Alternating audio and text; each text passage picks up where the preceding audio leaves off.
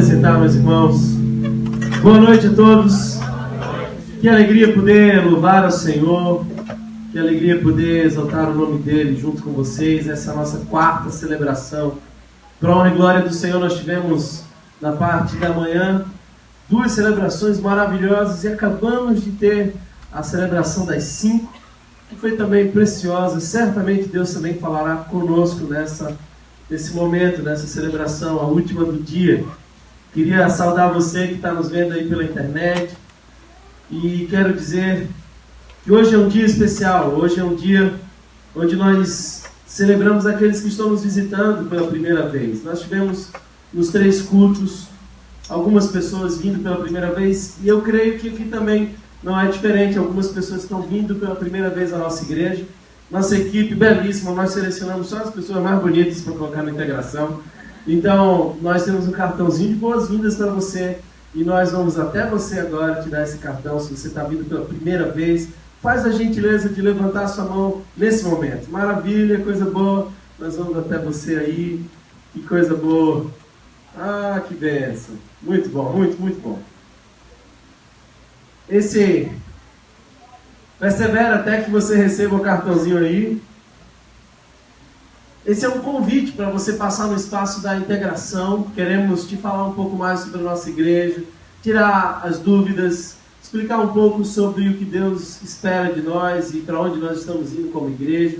Então, se você puder, passa lá. Queremos muito te conhecer melhor, te apresentar a nossa visão.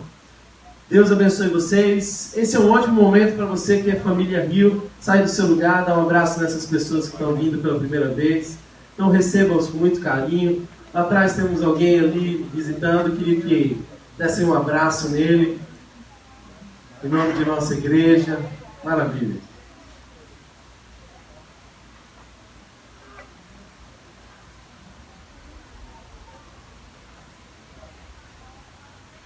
Amém. Vamos ler um texto das Escrituras lá em Mateus capítulo 25.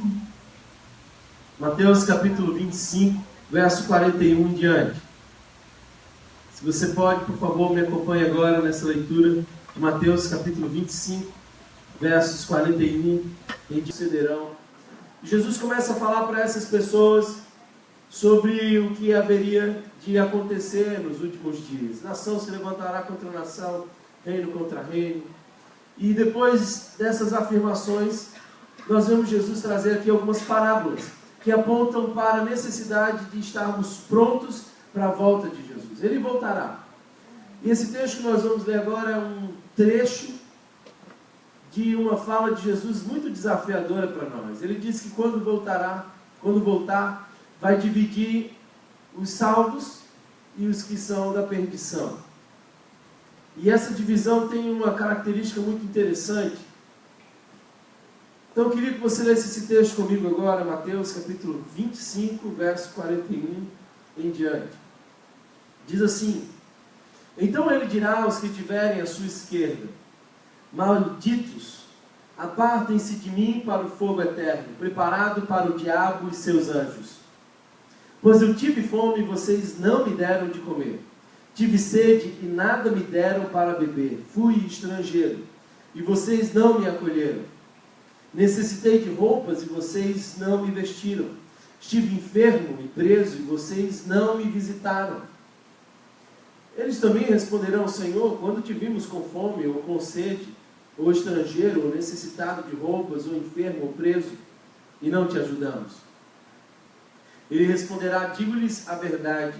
O que vocês deixaram de fazer alguns destes mais pequeninos, também a mim deixaram de fazê-lo. E estes irão para o castigo eterno, mas os justos para a vida eterna. Olhe comigo nesse momento. Obrigado, Senhor, pelo privilégio de mais uma vez estarmos aqui cultuando o Teu santo nome. Obrigado, Senhor, pelas últimas 3 celebrações maravilhosas. E eu sei, Senhor, que Tu és o mesmo, Tu estás entre nós, a Tua palavra nos garante. Quando estiverem 2 ou 3 reunidos em Teu nome, Tu estarias ali. E eu sei que Tu estás entre nós agora e podes ministrar o nosso coração. Mais do que ouvir uma boa música, mais do que encontrar amigos, irmãos, nós queremos ouvir a Tua voz. Prepara o nosso coração, que ele seja um terreno fértil, onde a semente incorruptível da Tua palavra possa florescer a 30, 60, 100 por um. Dá-nos, Senhor, a graça de manter os nossos olhos, ouvidos e coração atentos àquilo que Tu queres nos comunicar. E pela Tua misericórdia, ministra-nos, Pai. É isso que eu te peço, em nome do Senhor Jesus. Amém. Nós estamos celebrando 2 anos da Igreja Rio. E durante esses 2 anos nós tivemos grandes desafios. E talvez um desses grandes desafios é nos manter na visão, mesmo depois de viver tantas coisas. Sim, porque é muito fácil nós sairmos do propósito de Deus, é muito fácil nós perdermos a visão que Ele nos deu. Deixa-me dizer algo para você, a visão vaza. Por vezes a gente esquece quem nós somos chamados a ser em Cristo. A nossa identidade precisa ser constantemente relembrada. De modo que nos próximos 50 anos, sempre no mês de junho, nós vamos visitar e revisitar incansavelmente a nossa visão. Está pronto para os próximos 50 anos? Alguns já estarão na glória e eu talvez também. Mas deixe-me dizer algo para vocês, meus irmãos. Nós iniciamos semana passada falando sobre a igreja relevante. É essa igreja relevante que nós queremos ser. Dissemos aqui que se a igreja fechar as portas, além dos membros, quem sentirá falta? E nós esperamos que as comunidades carentes aqui em volta, aqueles que moram aqui em volta, todos eles sintam a nossa falta se um dia isso acontecer. Queremos ser uma igreja relevante para a cidade. Queremos que a cidade olhe para nós e possa dizer, eles são importantes. Eu posso não concordar com o que dizem, mas o que eles fazem é muito importante e significativo para nós. Hoje nós vamos falar sobre o Evangelho integral. Nós temos 3 valores que nos norteiam como igreja: relevante, integral e orgânico. E hoje nós vamos falar sobre esse segundo valor, que é ser uma igreja que prega o Evangelho integral. Aliás, como viver o Evangelho integral. Para que você entenda melhor essa mensagem, é importante que eu traga aqui a realidade da igreja evangélica brasileira atualmente.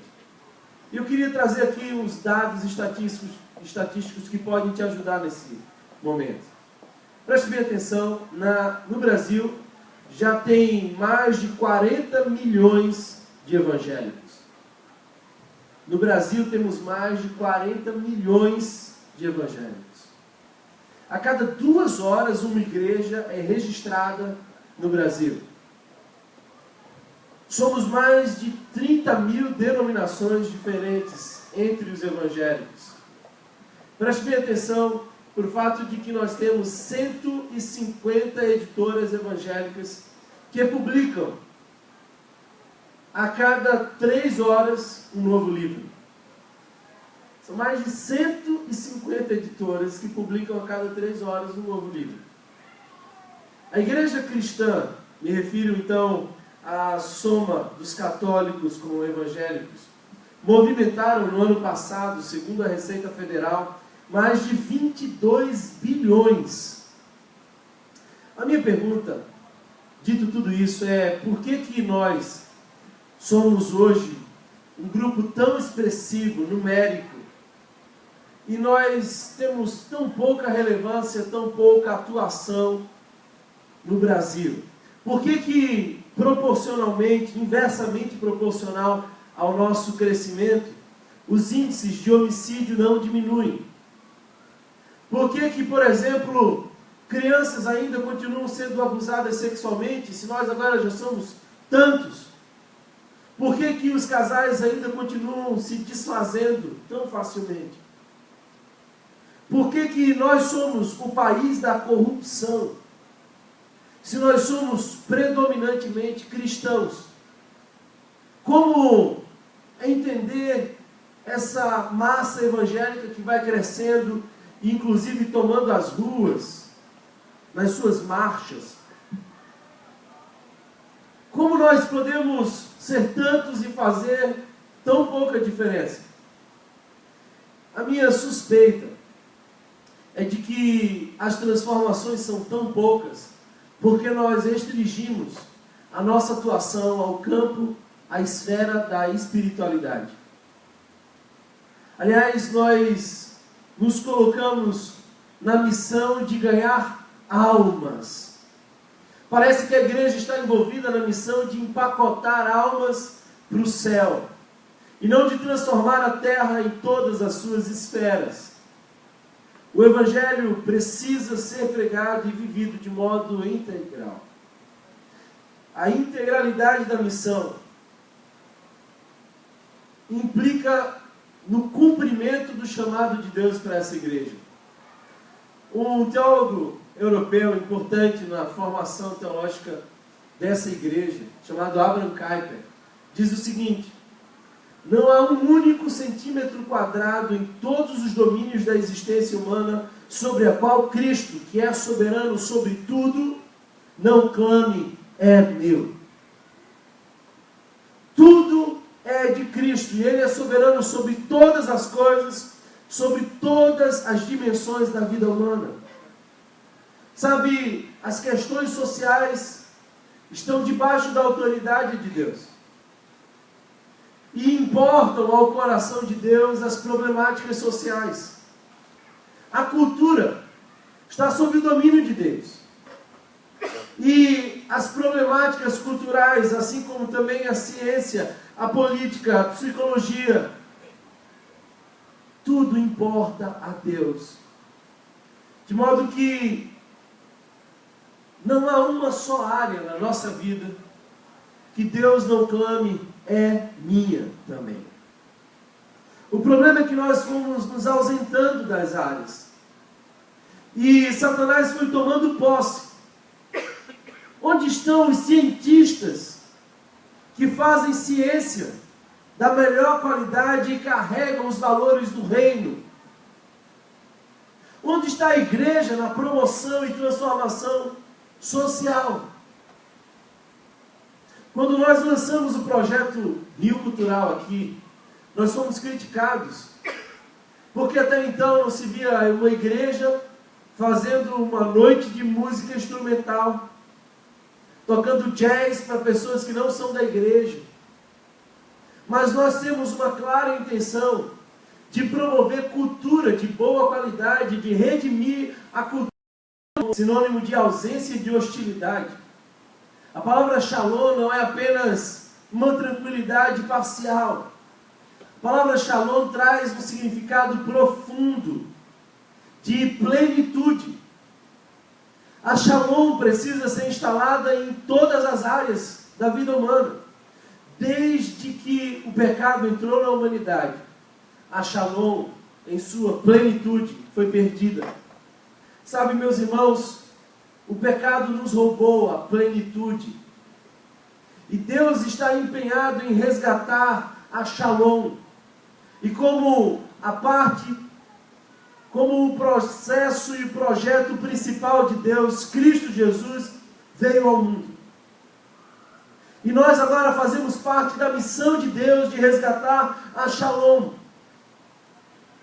E ela não vai ser totalmente recuperada até que Ele instale novos céus e nova terra. Deixe-me dizer algo para vocês. Essa plenitude da shalom em todas as dimensões tem implicações práticas no nosso dia a dia. Por exemplo, a saúde. Nós, como Igreja do Senhor, temos tudo a ver com os problemas na área da saúde. É pauta da igreja as problemáticas urbanas da nossa cidade. Imagina que nós fazemos aqui uma assembleia para discutir alguns problemas da nossa igreja. Quando você chega aqui, alguns dos problemas são: olha, nós irmãos, percebemos que há um problema sério de segurança pública em nosso bairro.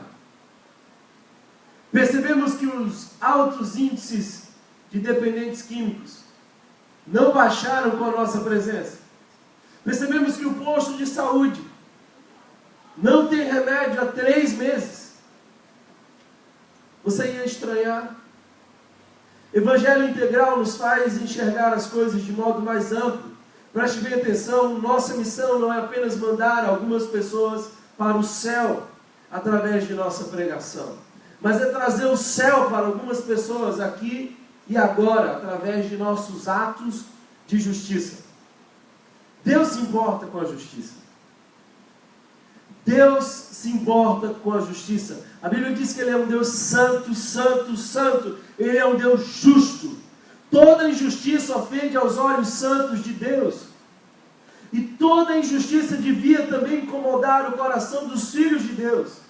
Nós vemos, por exemplo, no período patriarcal, ele estabelecendo leis de responsabilidade social, protegendo os fragilizados, protegendo os vulneráveis.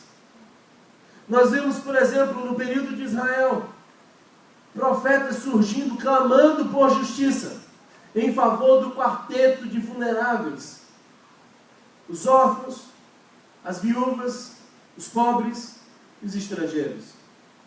Profetas como Amós, Isaías, Jeremias, Miqueias. Leia Miqueias e você verá um discurso que clama por justiça. Quando João Batista, que foi chamado por Deus para anunciar o Messias, deixou a dúvida tomar conta do seu coração, mandou os discípulos perguntarem a Jesus se Jesus era Ele mesmo, se era o Messias, ou haveria de chegar um outro ainda. Então Jesus olha para os discípulos de João e diz assim: olha, digam a João que os milagres acontecem e o Evangelho é pregado aos pobres. Sabe de uma coisa? Quando o Evangelho alcança os pobres, é sinal de que o reino de Deus está presente. Nós precisamos, como igreja do Senhor, ser sensíveis às causas que incomodam o coração de Deus. A igreja primitiva, quando nós lemos em Atos, se movimentava em atos de misericórdia. E a sua comunidade era marcante porque as pessoas estavam dispostas a abrir mão dos seus interesses para cuidar dos seus irmãos mais necessitados. Quando nós lemos esse texto de Mateus, capítulo 25, nós vemos Jesus se identificando com os fragilizados. Se Jesus se identificou, se colocou no lugar dos fragilizados, isso nos ensina que nós precisamos nos colocar no lugar deles também. Segunda verdade que esse texto nos ensina é de que se nós quisermos servir a Jesus, de fato precisamos fazê-lo através de nosso irmão. O nosso irmão, o pobre, o oprimido, é o caminho mais curto para Deus. Quando nós vemos esse texto, nós vemos Jesus sinalizando alguns vulneráveis da sua época. Por exemplo, tive fome e não me destes de comer, tive sede, não me destes de beber. Isso aponta para aqueles que não têm as necessidades mais básicas. E não fique surpreso se eu disser para vocês que aqui em nossa igreja tem pessoas passando necessidade. Por vezes você diz assim: eu não vou dar coisa nenhuma, sabe de uma coisa? Não vou ajudar esse cara não. Essa pessoa aí, essa mulher, ela tem que ralar para conquistar o dela. Porque eu vim lá de baixo, me esforcei, fiz faculdade lá na Federal, pegava ônibus lotado, meio-dia, debaixo de chuva. Tudo que eu tenho eu conquistei com o meu suor. E agora eu tenho que partilhar com essa pessoa aí, esse preguiçoso. Sabe, meus irmãos, quando nós lemos o Evangelho, nós vemos que ele nos convida à generosidade, não pelas vias dos argumentos morais. Se você ler comigo lá em 2 Coríntios, capítulo 8, verso 2 em diante, você vai observar Paulo falando sobre os cristãos da Macedônia. E preste bem atenção, porque esse é um grande exemplo de generosidade. Paulo diz que esses cristãos da Macedônia deram uma grande oferta, contribuíram. E Paulo faz questão de dizer qual era a situação na qual eles contribuíram. Ele começa dizendo que eles estavam numa severa tribulação. Sabe de uma coisa? A generosidade não é fruto de um momento tranquilo. Você pode ser generoso em meio à crise. Você pode ressignificar a forma como você investe os seus recursos em meio a uma severa tribulação. Talvez você diga assim, essa igreja lá estava no meio da crise, mas eles tinham muita condição. Paulo diz que eles tinham uma condição de extrema pobreza. Extrema pobreza. Generosidade não é uma coisa que surge com aqueles que são abastados. Generosidade é uma marca daqueles que são livres para dar o que tem. Quando a gente não tem liberdade para dar o que tem, aquela coisa que nós temos é que nos possui. Sabe, Paulo diz que essa igreja da Macedônia transbordou em generosidade, porque entendeu que ajudar, se envolver, contribuir, é um grande privilégio, uma grande alegria. Quero dizer para vocês que a pobreza no mundo tem 3 causas principais. A primeira delas é o que nós podemos chamar de injustiça e opressão. Refere-se a qualquer condição social ou de tratamento injusto que mantém uma pessoa na pobreza. Sistemas sociais opressores que favorecem os poderosos em detrimento dos mais frágeis. E empréstimos a juros altíssimos que vão esmagando o pobre e enriquecendo cada vez mais aqueles poucos que têm muito. Uma segunda coisa que causa pobreza são as calamidades circunstanciais. Nós tivemos a alegria de, nesse sábado, mandar o 2º caminhão lotado de doações para os nossos irmãos que foram vítimas das fortes chuvas há 2 semanas atrás. E deixe-me dizer algo para você. Imagina se você estava lá na cidade de Maraial, onde nós alcançamos nesse último sábado. Você conquistou com seu esforço, plantou todas as coisas, foi organizando sua casa, comprou a TV LCD dos seus sonhos, Smart TV. E deu a chuva, você estava fora de casa, levou tudo. O que faz agora? A igreja do Senhor precisa se levantar também para alcançar esses que perderam as suas coisas a partir da calamidade circunstancial. Por último, é claro, nós não podemos desconsiderar o fato de que algumas pessoas estão na pobreza por conta de falha pessoal, pecados, desvios de caráter, características como preguiça, ausência de autodisciplina. Um dia eu estava na FUNASE, reuni os meninos e falei assim, gente, eu quero ouvir os sonhos de vocês hoje. Vamos lá, todo mundo vai me dizer um sonho, mas eu quero um sonho grande, eu quero um sonho alto, eu quero assim aquele sonho mais ousado. Vamos lá, que sonho que você tem? Me diz aí um. Você, qual é o seu sonho? O menino olhou para mim e falou assim, eu queria comprar uma chinelagem. E aí eu me dei conta de que até mesmo essas pessoas precisam de nossa ajuda para aprender a sonhar, para aprender a conquistar, para sair da inércia.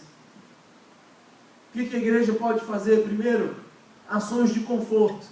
Sábado que vem nós vamos ter uma grande ação nessa igreja. Estamos sonhando com uma igreja que serve. Nós não nos encantamos com o número de pessoas que estão chegando em nossa igreja. Nós nos encantamos com o número de pessoas que estão servindo em nossa igreja. De modo que esse sábado nós vamos ter uma ação de conforto. Nosso bairro aqui não tem um bom acesso à saúde. E nossa igreja tem muitos profissionais de saúde, alguns médicos que estão nessa noite, nesse momento me ouvindo. Dentistas, nutricionistas, psicólogos. Nós queremos montar aqui um grande quartel de serviço, uma grande agência missionária. E vamos convidar duas comunidades aqui do nosso ladinho. Primeiro Mangueira Torre e depois Sítio do Cardoso. E vamos cadastrar cada uma dessas pessoas que vão entrar nesse lugar. E nós vamos fazer um banco de dados para melhor poder servir a essas pessoas.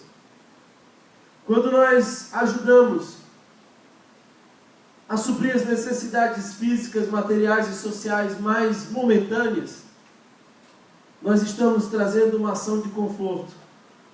Preste bem atenção quando o bom samaritano encontra alguém no caminho, ferido. A primeira coisa que ele faz é dar àquela pessoa o óleo e o vinho que eles tinham. Duas estratégias terapêuticas naquela época. Segunda postura que a igreja pode ter é uma postura de reforma.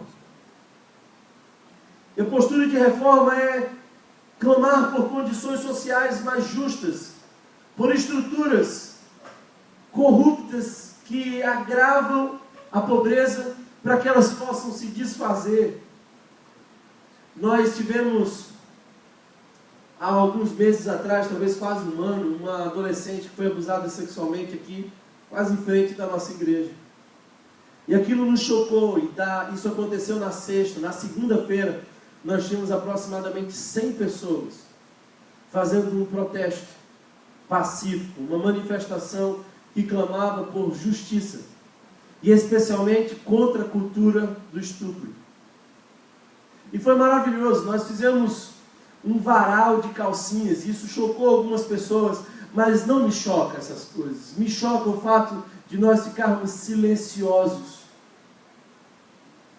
Eu oro para que Deus nos converta dessa moral religiosa que nos escandaliza com coisas tão simples, mas não nos sensibiliza com aquilo que faz Deus chorar.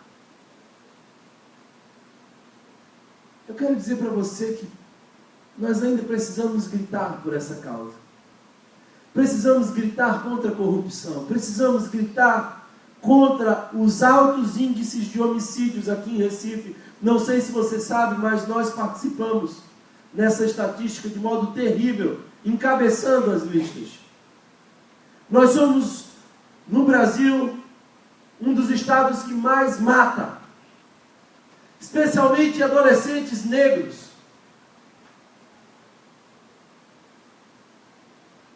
Nós precisamos também ter ações de desenvolvimento.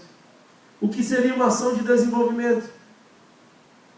É exatamente isso que nós estamos tentando fazer com o projeto Cordas para a Vida, que iniciamos há 2 semanas atrás. Temos hoje 15 adolescentes da comunidade carente. Eu estava encontrando e conversando ali com o professor desse projeto, e ele me dizendo o quanto esses adolescentes estão dedicados, aprendendo rapidamente. Ele tem experiência, já viu muita gente aprender a tocar, mas esses meninos estão com sede de música. E agora deixa eu dizer uma coisa para você. Não é que a gente quer formá-los músicos apenas.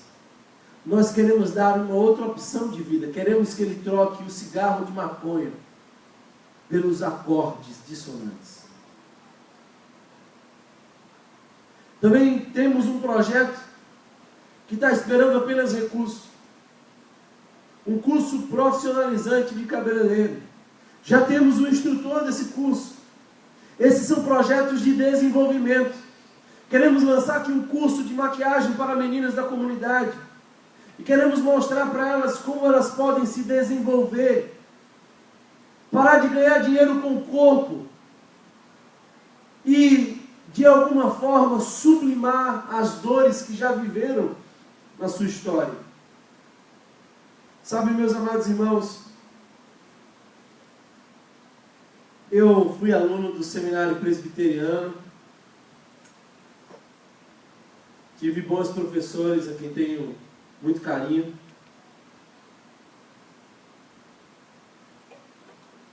E uma das disciplinas que são muito enfatizadas no seminário é a disciplina de prática de pregação. Sabe, pastor presbiteriano tem que aprender a pregar, porque a gente era conhecido como os bons pregadores. E aí a gente vai aprendendo as técnicas. Um dia talvez eu possa ensinar para vocês, é tão facinho. Primeiro você começa com uma introdução de 4, 5 minutos, conta uma história bonita que vai carregar a essência de toda a mensagem. Depois você pega um texto, faz uma hermenêutica legal, uma exegese, trabalha nele e acha 3 pontinhos.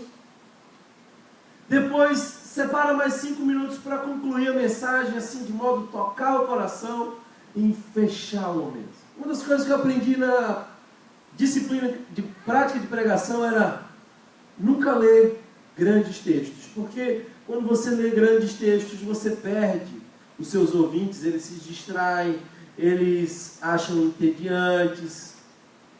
E aí, se você fizer tudo certinho no final, você vai passar no corredor, alguém vai tocar no seu ombro e vai dizer assim: pastor, foi uma bênção. Eu já fiz, deu certo algumas vezes. Mas eu no seminário era conhecido como um aluno meio rebelde. E eu acho que ainda estou tentando tratar isso, de modo que a parte mais importante dessa mensagem vai ser a conclusão. E eu quero ler os próximos 20 minutos um texto para vocês. De modo que, se você quiser, ainda dá tempo de você sair.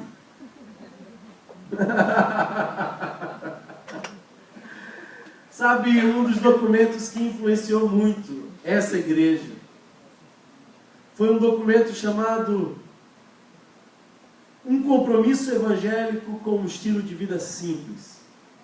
Antes dessa igreja existir, esse documento era discutido no grupo base, nós, de alguma forma, fomos muito inspirados por isso. Outro dia, uma pessoa me perguntou quais eram as confissões de fé que nós assinávamos, quais eram os documentos que diziam basicamente o que a gente acreditava. Ah, vocês assinam a confissão de fé de Westminster? Eu falei assim: a gente está mais com um negócio assim, tipo, compromisso evangélico, com um estilo de vida simples, que muda na prática a vida da gente. De modo que eu queria ler para vocês, quase na íntegra, esse texto. Fiz apenas algumas adaptações. E eu quero desafiar vocês, nessa leitura, a pensar 8 aspectos diferentes da vida, da nossa vida, e como isso pode ser mudado a partir da perspectiva do Evangelho integral. O Evangelho tem a ver com todas as coisas, e queria iniciar falando que o Evangelho integral tem a ver com a criação. O texto diz: adoramos a Deus como Criador de todas as coisas e celebramos a bondade de sua criação. Em sua generosidade, Ele nos tem dado tudo para desfrutarmos e recebemos tudo de suas mãos com humilde ação de graça. A criação de Deus é caracterizada pela diversidade e rica abundância. Ele quer que seus recursos sejam bem administrados e repartidos para o benefício de todos. Portanto, denunciamos a destruição ambiental, o desperdício e a acumulação. Deploramos a miséria dos pobres que sofrem em consequência desses males. Também discordamos da vida insípida do asceta, pois tudo isso nega a bondade do Criador e reflete a tragédia da queda. Reconhecemos nosso envolvimento nesses males e nos arrependemos. Deixe-me fazer um parêntese aqui. Nós precisamos nos arrepender por nossa omissão no cuidado com a natureza. Segundo, mordomia. Se formos mordomos infiéis, deixando de conservar os recursos finitos da terra, de desenvolvermos ou distribuirmos com justiça, tanto desobedecemos a Deus como alienamos as pessoas de seu propósito para com elas. Portanto, resolvemos honrar a Deus como dono de todas as coisas. Lembrar que somos mordomos e não proprietários de qualquer terra ou propriedade que possuímos, e queremos usá-la a serviço de outros. E resolvemos trabalhar para que haja justiça para os pobres, que são explorados e impossibilitados de se defender. Terceiro, pobreza e riqueza. Quem tem ouvidos para ouvir, ouça o que o Espírito diz à igreja. Afirmamos que a pobreza involuntária é uma ofensa contra a bondade de Deus. Na Bíblia, a pobreza aparece associada à impotência, pois os pobres não têm meios de se proteger. O apelo de Deus às autoridades é no sentido de que usem sua força para defender os pobres, não para explorá-los. A igreja precisa ficar do lado de Deus e dos pobres contra a injustiça, sofrer com eles e apelar às autoridades para que cumpram o papel que lhes foi determinado por Deus. Muito nos esforçamos para abrir nossas mentes e nossos corações às palavras incômodas de Jesus acerca da riqueza. Ouçam, disse ele: tende cuidado e guardai-vos de toda e qualquer avareza, porque a vida de um homem não consiste na abundância de bens que ele possui. Lucas capítulo 12, verso 15. Ouvimos sua advertência acerca dos perigos da riqueza, pois a riqueza traz tribulação, vaidade, falsa segurança, opressão aos pobres e indiferença para o sofrimento com os necessitados. De maneira que é difícil um rico entrar no reino dos céus. Mateus capítulo 19, verso 23. E de lá será excluído o avarento. O reino é uma dádiva oferecida a todos, mas é, de maneira muito especial, boas novas para os pobres, dado que são eles que recebem mais benefícios em consequência das mudanças implantadas pelo reino. Cremos que Jesus chama algumas pessoas, talvez alguns de nós, para seguir um estilo de vida que inclui a pobreza voluntária. Ele chama, porém, todos os seus seguidores a buscar uma liberdade interior em face da sedução das riquezas, pois é impossível servir a Deus e ao dinheiro, e a cultivar uma generosidade sacrificial. Sejamos ricos de boas obras, generosos em dar e prontos a repartir. 1 Timóteo capítulo 6, verso 18. De fato, a motivação e modelo de generosidade cristã é nada menos que o exemplo do próprio Jesus, que, embora sendo rico, se tornou pobre, para que através de sua pobreza pudéssemos nos tornar ricos. Foi esse um grande sacrifício intencional. Nosso propósito é buscar sua graça para segui-lo. Resolvemos conhecer pessoalmente pessoas pobres e oprimidas e ouvir o que elas podem nos dizer sobre injustiças específicas, para depois procurar aliviar seu sofrimento e incluí-las regularmente em nossas orações. Deixa eu fazer um parêntese aqui. Eu queria muito que essa igreja achasse o caminho até a comunidade mais próxima que nós adotamos aqui. E ouvissem as histórias, conhecesse as pessoas e abraçasse os oprimidos, os necessitados. Porque certamente essa seria uma experiência de ressignificação. Lamentavelmente, às vezes vejo muitas pessoas tentando converter Deus às necessidades deles. É como se a gente cantasse, desse o dízimo, fizesse jejum, para que Deus entendesse as nossas necessidades e nos acudisse. Quando na verdade nós deveríamos estar dizendo: Deus, tu precisa da minha ajuda em quê? Tu queres que eu sirva em quê? Qual é a necessidade que eu posso me envolver e suprir? Estamos quase sempre olhando para o nosso umbigo. Deus é o nosso ventre para muitos. Sobre a nova comunidade, na igreja primitiva, aqueles crentes cheios do Espírito amavam uns aos outros a ponto de venderem e repartirem os seus bens. Embora o fizessem voluntariamente, algumas propriedades privadas fossem retidas. Isso foi feito em subserviência às necessidades da comunidade. Nenhum deles dizia ser seu o que possuía. Atos capítulo 4, verso 32. Isto é, eram livres da afirmação egoísta dos direitos de propriedade. E como resultado de suas relações econômicas transformadas, não havia um necessitado sequer entre eles. Cristo pede que sejamos sal e luz do mundo, a fim de impedirmos sua decadência social e iluminarmos suas trevas. Mas nossa luz precisa brilhar e nosso sal precisa reter seu sabor. Só quando a nova comunidade se mostra mais claramente distinta do mundo, em seus valores, padrões e estilo de vida, é que ela apresenta ao mundo uma alternativa radicalmente atraente. E assim exerce sua maior influência por Cristo. Deixe-me fazer um parêntese aqui. Às vezes eu converso com as pessoas lá fora que ainda não conhecem a Jesus. E elas dizem, olha, meu sonho é esse, meu sonho é aquele.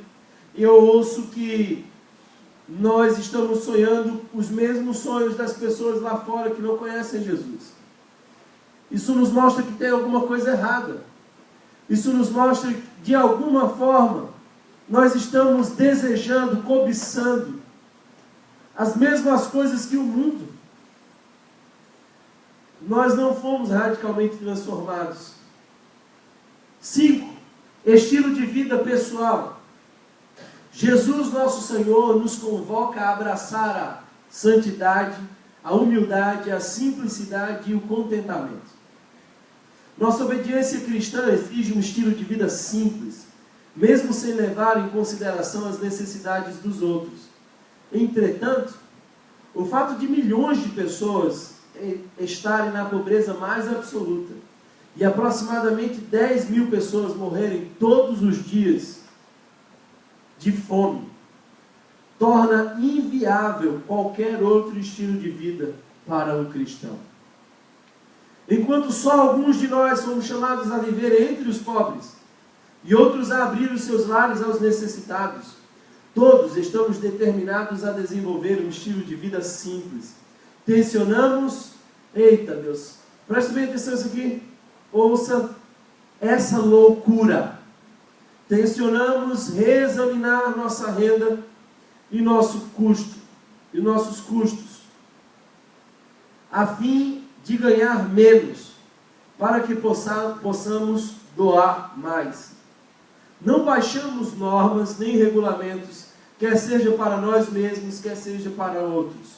Contudo, resolvemos renunciar ao desperdício e opor-nos às extravagâncias em nossa vida pessoal, em matérias de roupa, viagens, moradia, etc. Desenvolvimento internacional. Ecoamos as palavras do Pacto de Lausanne. Estamos chocados com a pobreza de milhões e perturbados com a injustiça que a produzem. 1/4 da população mundial goza de prosperidade sem paralelo, enquanto o outro quarto padece da mais opressiva pobreza. Essa brutal disparidade é uma injustiça. Recusamos-nos a nos conformarmos com ela. Chegamos a um entendimento mais claro da ligação entre recursos, renda e consumo. As pessoas com frequência morrem de fome porque não podem comprar comida, porque não têm rendimento, não têm oportunidade para produzir e porque não têm acesso ao poder. Resolvemos contribuir, mas generosamente, para os projetos de desenvolvimento humano, onde vidas estão em jogo. Ouça bem isso. Onde vidas estão em jogo, nunca deveria haver carência de fundos. Onde vidas estão em jogo, nunca deveria haver carência de fundos. 7, política.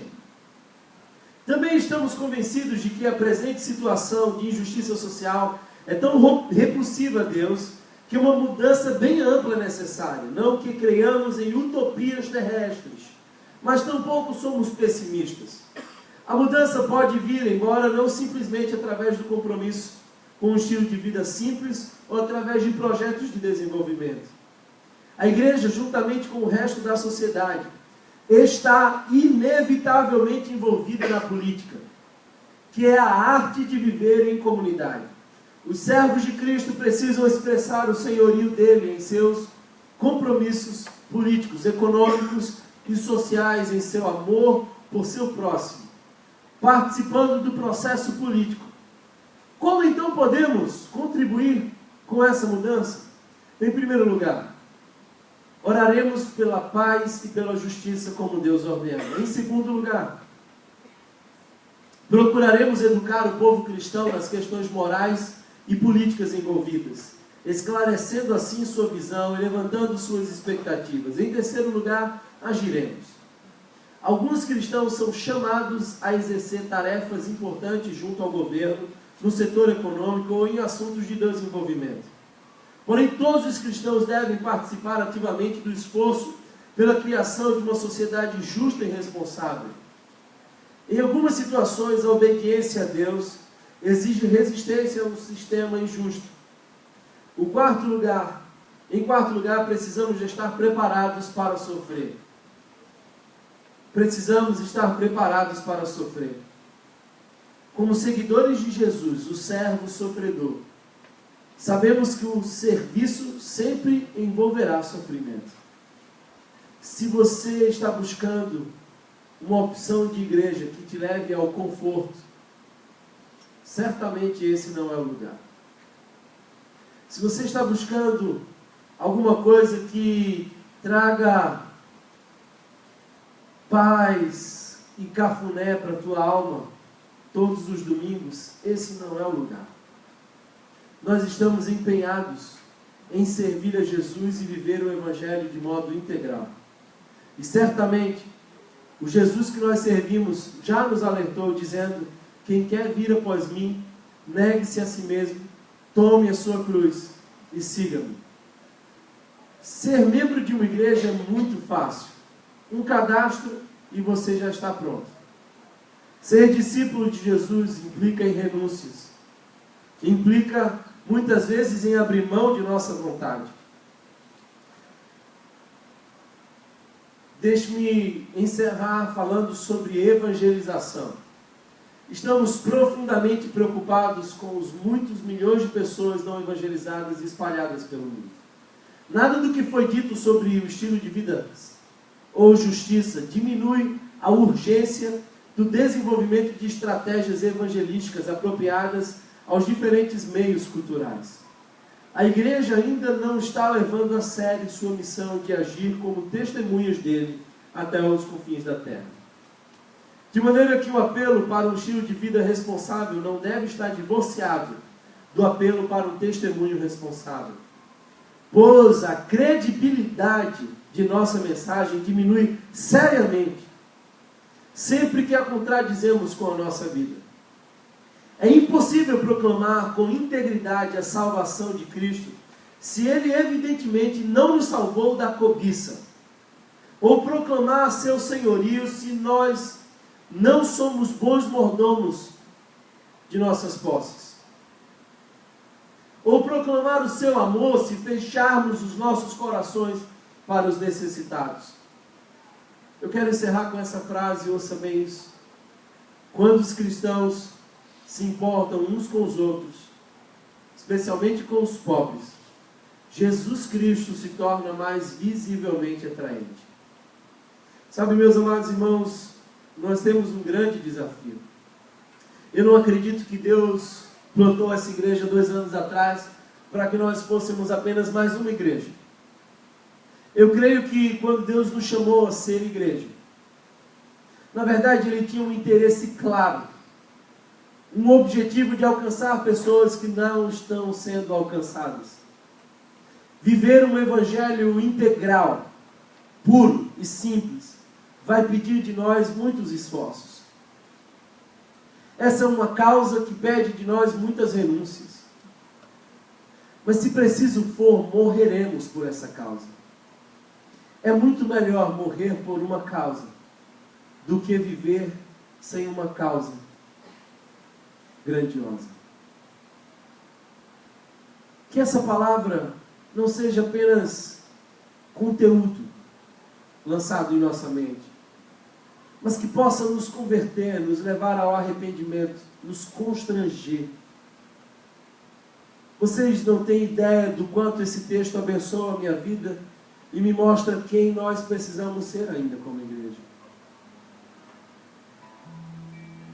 Que abandonemos os nossos interesses egoístas. Sirvamos ao Senhor com alegria.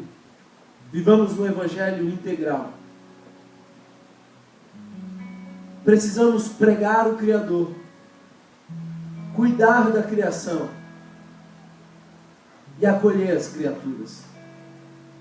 Feche os seus olhos, deixe-me orar por você e por mim. Que a nossa igreja possa viver um evangelho genuíno, desafiador. Precisamos ainda entrar em muitas esferas da sociedade. Temos algumas causas ambientais que precisam incomodar o nosso coração. Thomas, então por que nós não temos isso ainda? É porque nós estamos esperando por você. Levante de sua cadeira e coloque-se diante de Deus. Sirva ao Senhor.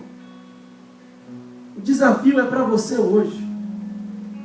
Se você está buscando um lugar que te permita viver uma espiritualidade confortável, dominical, essa não é a sua igreja. Mas se você está querendo viver um evangelho genuíno, se entregar como discípulo de Jesus num projeto de vida radical, precisamos de você do nosso lado. O desafio é grande, só estamos começando. Mas para a honra e glória do Senhor, vamos perseverar na visão de viver o evangelho integral, de pregar um evangelho que alcança todas as dimensões da sociedade. Porque não há um centímetro quadrado que de alguma forma Cristo não possa dizer: é meu nessa terra. Deus, nós oramos de modo muito especial por aqueles que sofrem, pelos oprimidos, pelos que vivem em condição de injustiça. Oramos, Pai, para que essa igreja se arrependa e se mova em direção àqueles que precisam. Que a forma como nós vivamos possa denunciar a nossa fé. Possamos fazer uma escolha, uma decisão hoje, de viver um estilo de vida simples, de poupar mais para investir mais no reino de Deus, de desenvolver em nós a generosidade, porque Tua palavra diz que melhor é dar que receber. Dá-nos a graça de ter uma causa pela qual viver. Jesus, faz-nos discípulos. Sabemos, Pai, que Tu não tens nenhum discípulo desprovido da toalha e da bacia. Nós somos discípulos do lavador de pés. Portanto, nos põe em serviço. Nos põe, Senhor, no caminho do próximo. E que a nossa boca não se feche, que a nossa alma não silencie diante das injustiças. Que o Evangelho possa alcançar e redimir a nossa cidade. E de que de pessoa em pessoa possamos ver toda a cidade do Recife dobrada diante do Senhor. É isso que eu te peço, Pai. Fica conosco. Em nome do Senhor Jesus. Amém. Vamos ficar de pé, nós estamos encerrando nossa celebração. Tem uma canção que diz, o refrão diz: hoje eu abro mão do meu eu, quero para sempre ser seu e te servir. Vamos cantar? Hoje eu descobri o que desejas para mim. É mais que ter um ministério, é cada dia ser mais sério. Nunca me acomodar, ou glória procurar. Meu desejo é ter-me perto, ensinar-me a ser servo. Hoje eu abro mão do meu eu, quero pra sempre ser teu e te servir. Hoje deixo na cruz o meu fardo.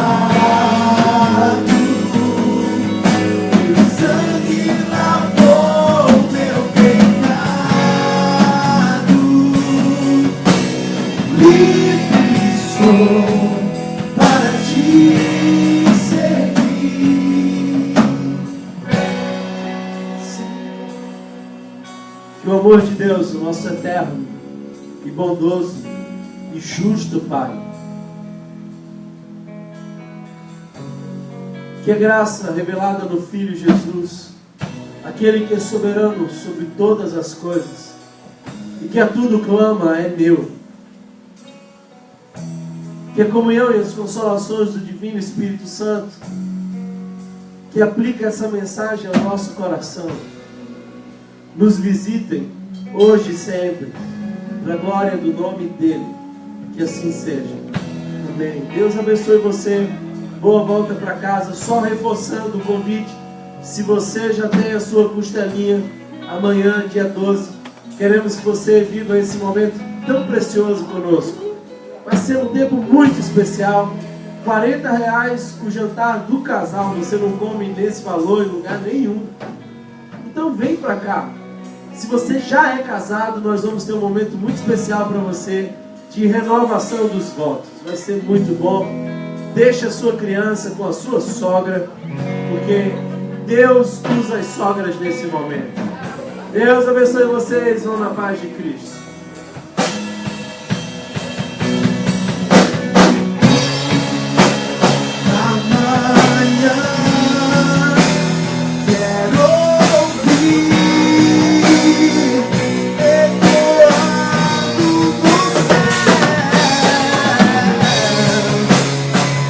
Wow.